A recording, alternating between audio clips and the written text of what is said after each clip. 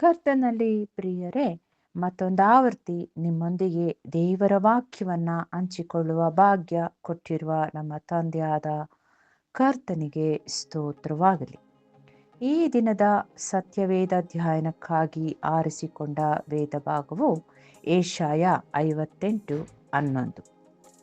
ಮತ್ತು ಯೆಹೋವನು ನಿಮ್ಮನ್ನು ಸದಾ ನಡೆಸುತ್ತಾ ಮರುಭೂಮಿಯಲ್ಲಿಯೂ ನಿಮ್ಮ ಆತ್ಮವನ್ನು ತೃಪ್ತಿಗೊಳಿಸಿ ಎಲುಬುಗಳನ್ನು ಸಸಾರ ಮಾಡುವನು.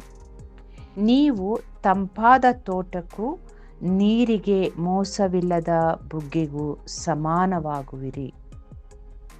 ಹೌದು ಕ್ರಿಸ್ತನಲ್ಲಿ ಪ್ರಿಯರೇ, ನಮ್ಮ ಈ ಮರುಭೂಮಿಯ ಯಾತ್ರೆಯಲ್ಲಿ ನಿತ್ಯವೂ ನಮ್ಮನ್ನು ನಡೆಸುವವನು ದೇವರು ತಾನೇ ಆಗಿರುವುದರಿಂದ ನಮಗೆ ಯಾವ ಭಯವೂ ಇಲ್ಲ. ಯಾಕೆಂದರೆ ಆತನು ನಮ್ಮನ್ನು ಎಂದಿಗೂ ಕೇಡಿನ ಮಾರ್ಗದಲ್ಲಿ ನಡೆಸುವುದಿಲ್ಲ. ಪ್ರಿಯರೇ, ಆತನು ತನ್ನ ಹೆಸರಿಗೆ ತಕ್ಕಂತೆ ನೀತಿಯ ಮಾರ್ಗದಲ್ಲಿ ನಮ್ಮನ್ನು ನಡೆಸುವವನಾಗಿದ್ದಾನೆ. ನಾವು ಕಾರ್ಗತ್ತಲಿನ ಕಣಿವೆಯಲ್ಲಿ ನಡೆಯುವಾಗಲೂ ಆತನು ಹತ್ತಿರವಿರುವುದರಿಂದ ಕೇಡಿಗೆ ಹೆದರುವ ಅಗತ್ಯವಿಲ್ಲ.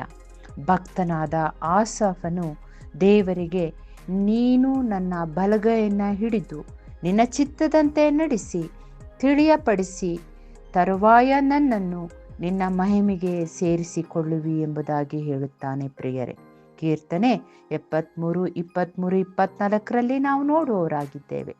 ಪ್ರಿಯರೇ, ಯೆಹೋವನು ದಯಾಳುವು ಆತ್ಮಸ್ವರೂಪನೂ ಆಗಿದ್ದಾನೆ. ದಾರಿ ತಪ್ಪಿದವರನ್ನ ಬೋಧಿಸಿ ಸನ್ಮಾರ್ಗದಲ್ಲಿ ನಡೆಸುವನು. ಆತನು ದೀನರನ್ನ ತನ್ನ ವಿಧಿಗನುಗುಣವಾಗಿ ನಡೆಸುವನು, ಅವರಿಗೆ ತನ್ನ ಮಾರ್ಗವನ್ನು ತೋರಿಸುವನು. ಕರ್ತನ ನಿಬಂಧನೆಗಳನ್ನು ಕೈಕೊಂಡು ನಡೆಯುವವರಿಗೆ ಆತನ ಎಲ್ಲ ಮಾರ್ಗಗಳು ಕೃಪೆಯು ಸತ್ಯತೆಯೂ ಉಳ್ಳವು ಎಂಬುದಾಗಿ 25:8-10 ನಾವು ನೋಡುವವರಾಗಿದ್ದೇವೆ. ಸ್ವಾಮಿಯು ನಮ್ಮನ್ನು ನಡೆಸುವ ನಾಯಕನು ಮಾತ್ರವಲ್ಲದೆ ಪ್ರಿಯರೇ, ನಮ್ಮ ಆತ್ಮಗಳನ್ನು ತೃಪ್ತಿಪಡಿಸುವ ಆತನು ಆಗಿದ್ದಾನೆ.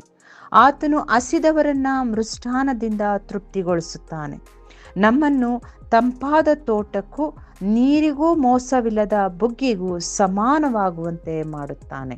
ಅಂದರೆ ಬೇರೆಯವರಿಗೆ ನಮ್ಮಿಂದ ಹಿತವಾಗುವಂತೆ ಉಪಯೋಗಿಸುವವನಾಗಿದ್ದಾನೆ. ಪ್ರಿಯರೇ, ಎಂಥ ರಮ್ಯವಾದ ಆಶೀರ್ವಾದ ನಮಗಾಗಿ ಕರ್ತನು ಆತನ ಚಿತ್ತಕ್ಕೆ ನಾವು ಒಪ್ಪಿಸಿಕೊಟ್ಟಾಗ ನಮ್ಮನ್ನು ಈ ಮರುಭೂಮಿಯ ಜೀವಿತದಲ್ಲಿ ನಡೆಸುವ ಆತನಾಗಿದ್ದಾನೆ. ಪ್ರಾರ್ಥನೆ ಮಾಡುವ. ಸ್ವಾಮಿ, ನಾವು ಕುಗ್ಗಿದವರ ನಿರ್ಬಲರ ಆಶಯವನ್ನು ನೆರವೇರಿಸುವ ಶಕ್ತಿ ಕೊಡು. ಆ ಮೂಲಕವಾಗಿ ನಾವು ನಮ್ಮ ಜೀವಿತದ ಅಂಧಕಾರವನ್ನು ತೊಡೆದು ನಿನ್ನ ಬೆಳಕಿನಲ್ಲಿ ನಡೆದು ಬೇರೆಯವರಿಗೂ ಬೆಳಕು ತೋರಿಸುವಂತೆ ನಡೆಸು. ಆಮೇನ್. ದೇವರಿಗೆ ಸ್ತೋತ್ರವಾಗಲಿ. God bless you all.